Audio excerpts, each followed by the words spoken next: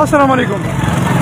دی وخت کې چې زه د یارسین د تاڼې مخې ته موجود یم چې د یارسین تاڼه دی وخت کې زمانه په لس قدمه کې تاسو مخامخ د هغې بورډ لیدی شئ.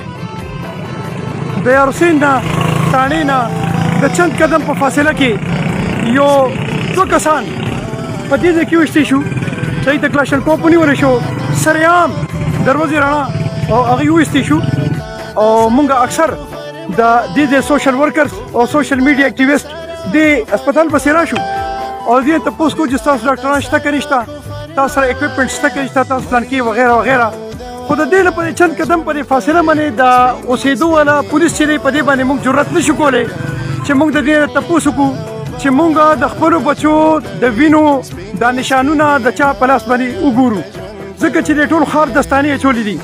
زه د قانون نه دا تپوس کوم چې په سرعام داسې په روډ باندې په شارع عام باندې چې په کوم باندې تاسو د تاڼې د چوکۍ مختلف ځایونو کې لګېدلي دي او مختلف پولیس والا مختلف بیریرز لګولي دي او دومره چیک اینډ بیلنس نه باوجود یو کس راځي او هغه د تاڼې نه د تاڼې په چند قدم په فاصله کې یو سړی ولي، دا هغه ته دا جرأت چا ورکړی دی؟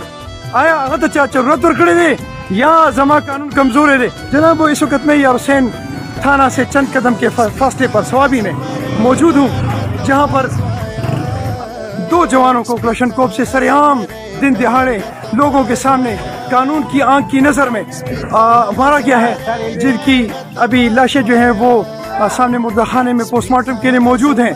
میری ڈی پی او صوابی سے اور یہاں کے جتنے بھی انتظامیہ ہیں ان سے ایک سوال ہے کہ کیا قانون جو ہے وہ کمزور ہو گیا ہے اور یہ قانون کی دھجیاں اڑانے والے مضبوط ہو گئے، پھر آپ ریزائن کیوں نہیں کرتے؟ کیونکہ آپ ہمارے ٹیکس سے چلنے والے ادارے اگر یہاں موجود ہوں ان کے چند قدم کے فاصلے پر ایک جوان کو مارا جائے، یہ بعد میں دیکھیں گے کہ وہ کون تھا، وہ کیوں مارا ہے، کس سے مارا ہے، یہ بعد میں پوچھیں گے. میرا سوال یہ ہے کہ سرعام شارع عام پر روڈ کے اوپر تھانے سے چند قدم کے فاصلے پہ ایک بندے کو مارا گیا، کیوں؟ اس مجرم کو اتنی جرأت کس سے دی؟ کیا ہمارے یہ جو ادارے ہیں یہ ناکام ہو گئے یا ہمارے ادارے کمزور ہو گئے؟ یہ صوابی کا بلکہ ہمارے یارسین کا یہ پہلا واقعہ نہیں، یہ پیدر بے واقعات ہیں جو یہاں ہو رہے ہیں. میں اینڈ کروں گا اس بات پہ کہ شاید ہماری یہاں پہ قانون کی امپلیمنٹیشن والے ادارے ناکام ہو چکے ہیں. اگر آپ ناکام ہو چکے ہیں میں ڈی پی او صوابی سے یہ ریکویسٹ کرتا ہوں کہ آپ ریزائن کریں. اگر آپ عوام کو اس کھلے روڈ پر آپ ان کو سیفٹی نہیں دے سکتے، ان کو سیکیورٹی نہیں دے سکتے، آپ سیکیورٹی دینے میں فراہم کرنے میں ناکام ہے تو یو شوڈ ریزائن.